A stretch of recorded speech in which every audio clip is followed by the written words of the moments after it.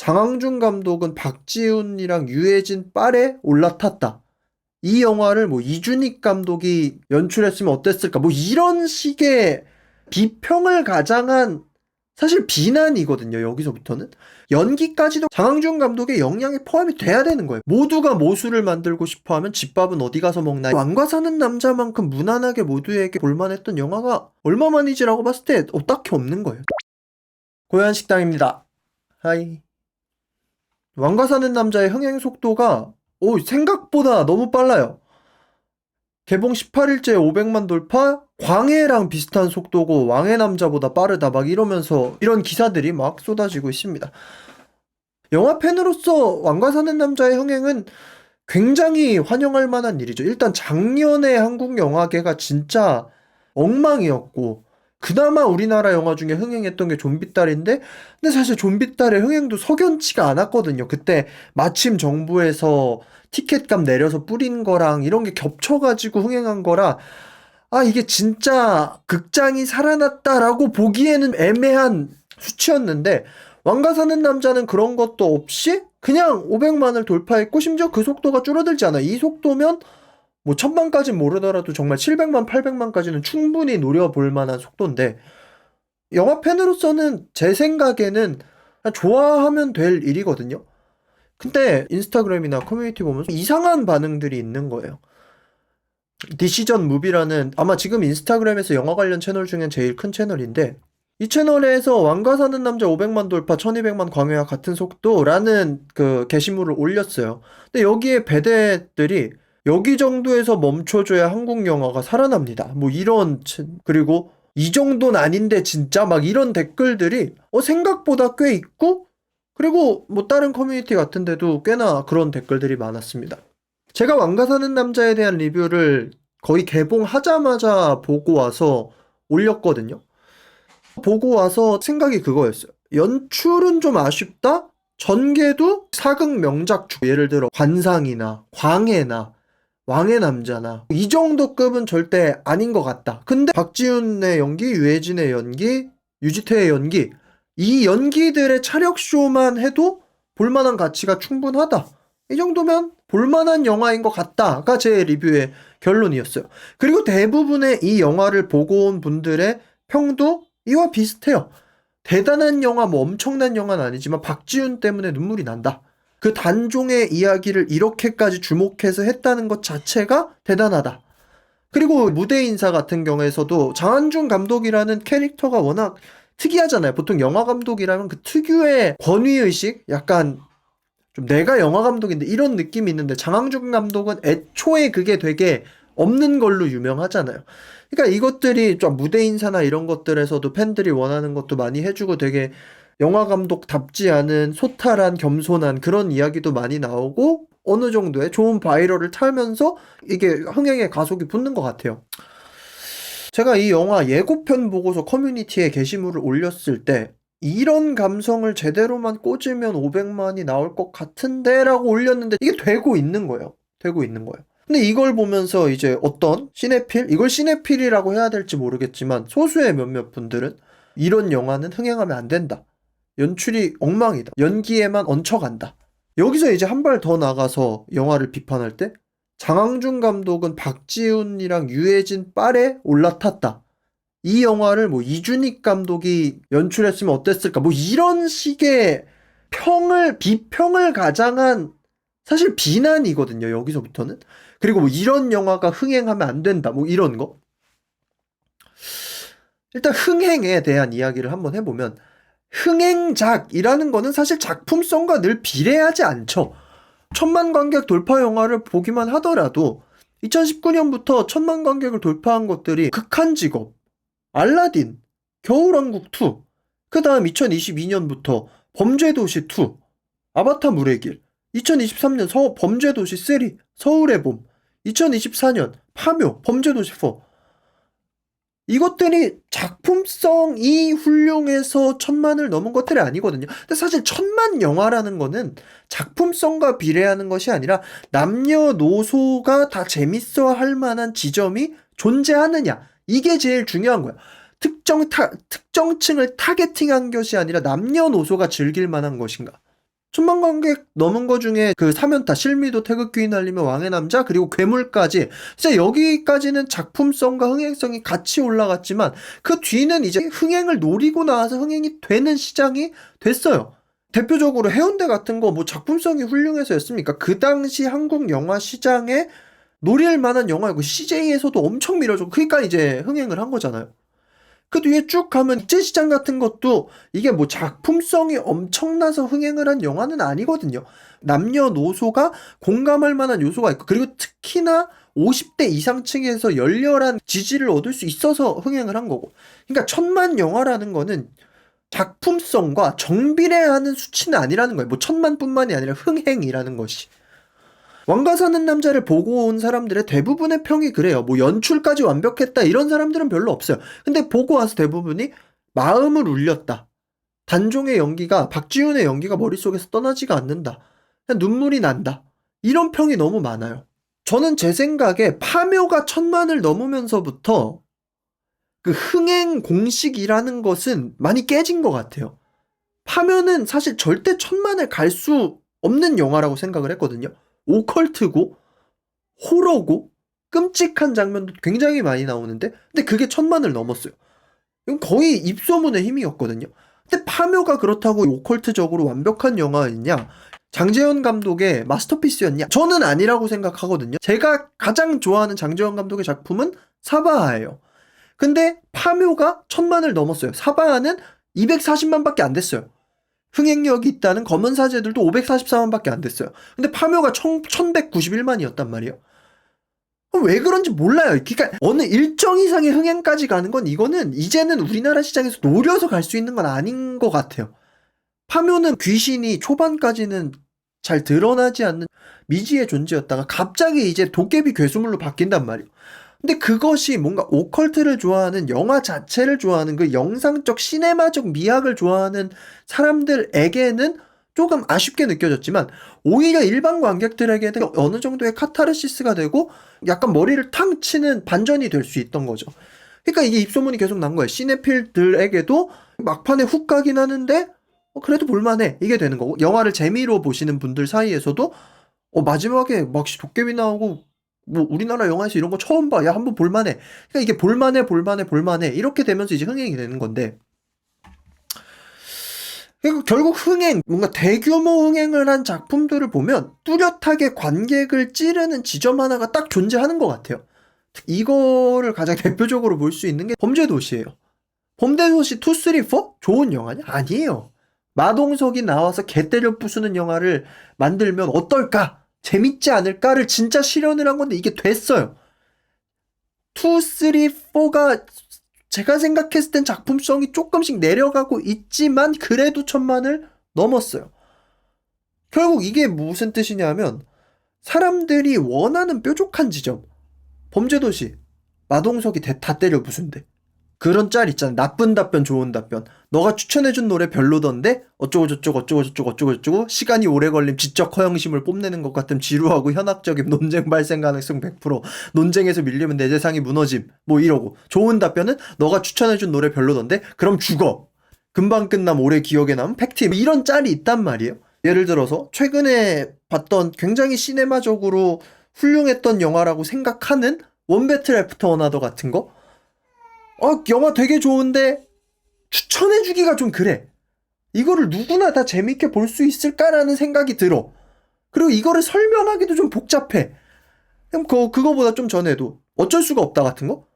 개인적으로 왕과 사는 남자보다는 어쩔 수가 없다를 재밌게 봤어요, 저는. 근데 부모님이 영화를 하나 보러 간다고 하는데 왕과 사는 남자랑 어쩔 수가 없다가 만약에 동시에 걸려 있어요?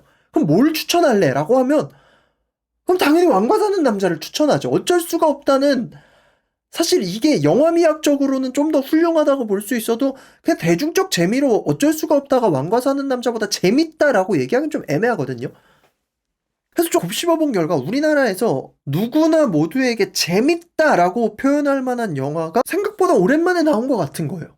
대단한 메시지를 담은 것도 아니고 복잡한 반전과 교훈적인 메시지가 담긴 것도 아니고 막 영화 플롯이 막 크리스토퍼 놀란 영화처럼 막 복잡한 것도 아니고 그냥 단순하게 누가 봐도 재밌다. 그렇다고 이게 보스처럼 무슨 조폭 코미디 이런 것도 아니고 이 정도면 적당히 감동적이고 적당히 웃음이 있고 깔끔하고 배우들 연기가 엄청난다?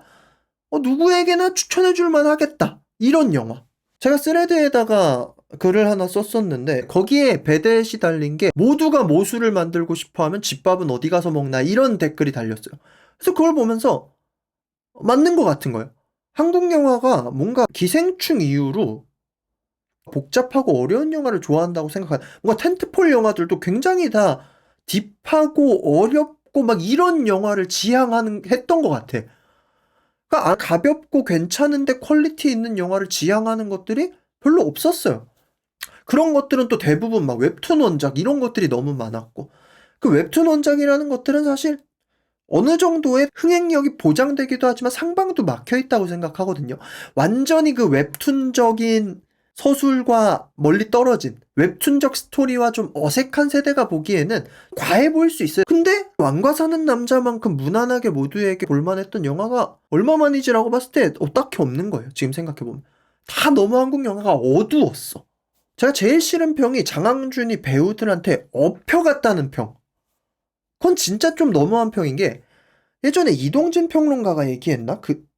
누가 얘기했는데 연기를 잘하는 영화에서는 지나가는 강아지 한 마리도 연기를 잘하고 분명히 연기를 잘하는 배우인데 그 영화에서 연기를 못했다면 그거는 무조건 감독 책임이라는 거예요. 배우의 연기는 무조건 감독의 연출력에 의해서 나오는 거기 때문에 저도 평가한 왕과 사는 남자 연출이 별로다라는 거는 사실 더 자세히 얘기하면 편집과 전개가 별로라는 거지 연기까지도 감독의 연출력에 무조건 포함이 돼야 된다는 거죠. 유지태가 그렇게 연기를 할 수 있었던 거, 박지훈이 그렇게 연기를 할 수 있었던 거, 유해진이 그렇게 연기를 할 수 있었던 것까지 장항준 감독의 역량에 포함이 돼야 되는 거예요. 분명히. 씬이 늘어진다거나 편집이 어색하다거나 호랑이 CG 가지고는 영화를 비판할 수는 있어도 배우 버스를 탔다라는 거는 사실 감독으로서는 굉장히 억울한 비판일 수밖에 없는 거예요. 왕과 사는 남자는 어설프게 관객을 가르치려 하지도 않았고 그렇다고 어렵게 꼬으려고도 안 했어요. 그냥 단종이라는 인물을 되게 집요하게 파고들었고 박지훈이 뛰놀 수 있는 판을 만들어줬고 그리고 그 노력이 먹혔고 그 여기서 이제 플러스 알파로 생각해 본 게 저는 장항준 감독의 캐릭터도 흥행에 한몫했다고 생각해요. 호감작이 굉장히 잘 돼 있었어요. 예능에서부터 저런 감독도 있구나. 야 저런 그 캐릭터 자체가 너무 특이하잖아요. 구김살 없는 말티 같다. 정말 사람들에게 누구에게나 그냥 구김살 없이 다 친하게 지내고 윤종신도 친하고 유재석도 친하고 김은숙 작가랑도 친하고 배우들이랑도 다 너무 친하고 근데 라이터를 켜라 이후로 딱히 흥행이 잘 안 돼. 그럼에도 기가 죽지 않아. 그럼에도 사람이 좋고 그 사람의 능력이 뭔가 인정받으니까 계속 투자는 들어와. 그런데 자기가 기죽지 않고 계속 열심히 해, 자기의 일을. 근데 이번에 영화가 꽤나 잘 나왔어. 이동진 평론가도 칭찬을 했대. 이런 선한 바이럴들이 계속해서 일어나서 스태프한테 해외여행을 내가 돈을 대줄 테니까 같이 가자 막 이런 짤까지 돌면서 우주의 기운이 장항준 감독을 향해서 모이고 있는 거예요. 그러니까 이게 흥행이 계속되고 있고 뭔가 어떤 특정 업계가 잘 안 되면 그냥 그 업계가 잘 안 되는 거에 대리만족을 얻는 사람들이 이제 또 모여들거든요. 힙합이 그렇고 한국 영화가 그렇고 뭐 그래요. 그냥 까는 게 재밌는 거야. 그냥 그 업계가 망하고 있는 게 재밌는 거야. 근데 사실 힙합 같은 경우도 2025년은 제가 생각했을 땐 2025년만큼 좋은 앨범이 쏟아졌던 해가 얼마나 있었지라고 보면 별로 없었거든요. 근데 그냥 망해가고 있어 보이는 게 재밌는 거야. 그리고 이제 그것이 한국 영화에서도 한국 영화가 망하고 있는 게 재밌는 거야. 그러니까 내 인생만 망하는 게 억울하니까 한국 영화가 망하는 것도 그냥 즐거운 거고 그러면 왕가 사는 남자가 극장에 오랜만에 이렇게 흥행이 되고 관객들이 몰려들고 어찌됐든 영화가 좋은 의미로 입소문이 나고 있으면 한국 영화 팬으로서는 분명히 좋아할 이유밖에 없거든요. 왕가 사는 남자 손익분기점이 260만인데 이런 260만짜리 영화가 700만, 800만을 돌파해야 결국 돈이 다시 들어오는 거란 말이에요. 영화가 다시 돈이 되나라는 생각에. 그러면 이제 그 시네필들이 좋아하는 품성만 가지고 가는 영화들도 이제 오는 거예요. 근데 왕가 사는 남자를 흥행하면 안 된다 이런 식으로까지 얘기하는 사람들을 보면 이건 그냥 한국 영화계가 자기 인생이랑 같이 망했으면 좋겠는 건가? 라는 생각밖에 안 드는 거야. 물론 저도 20대 초반 때 힙스터병 걸렸을 때 뭐 홍대 인디밴드 보면 나만 아는 밴드면 좋겠고 이럴 때가 저도 있기는 했지만 근데 나이 들어보고 돈 좀 벌어보면 무조건 시장 파이가 커지는 게 최고다. 무조건. 물론 그 뒤에 쇼미더머니 이후 힙합씬처럼 물갈이가 필요할 순 있지만 시장 파이 자체가 쪼그라들면 결국에는 그냥 다 힘들어지거든요. 그쪽 업계에 있는 사람들이. 그래가지고 뭔가 그냥 한국 영화 재미없어 병에 걸려있는 사람들도 좀 있는 것 같다. 그냥 한국 영화 욕하는 게 재밌는 사람들이 많은 게 아쉬운 것 같아요. 애초에 영화라는 거는 대중예술이고 대중들이 재밌어하면 일단은 장땡이거든요. 저런 게 왜 잘 돼? 할 이유도 없는 거고. 그럼 여태까지 한국 영화가 채워주지 못했던 지점이 건강한 눈물이었던 것 같아요. 최루성 영화 이런 것들이 별로 안 좋다고 할 수도 있지만 근데 그런 것도 일종의 카타르시스가 있는 거거든요. 그런 눈물을 한번 흘리는 거에. 근데 왕과 사는 남자가 이게 오랜만에 됐어요. 건강한 카타르시스, 그런 슬픔, 이런 감정을 터뜨려 줄 수 있는. 그 사람들이 그걸 보고 온 결과 이 정도 감격과 이 정도 눈물이라면 15,000원이 아깝지 않을 수 있겠다라고 얘기한 셈이 된 거예요. 모든 영화 감독들이 예술병에 걸려서 기생충 같은 예술 세계를 만들려고 했을 때 결과물이 썩 좋지 않았단 말이야. 기생충이 말도 안 되는 역대급 명작이었던 거지. 그런 흥행력과 예술성과 이런 거를 다 잡아서 1,000만이 넘어가는 건 사실 말도 안 되거든요. 정말 극소수의 영화만 그걸 해낼 수 있는 건데 결국에는 흥행성 있는 영화가 치고 나와야 되는 거고. 원배틀 애프터 하나도 전 세계적으로 엄청나게 평 좋았지만 스코어 잘 안 나왔어요.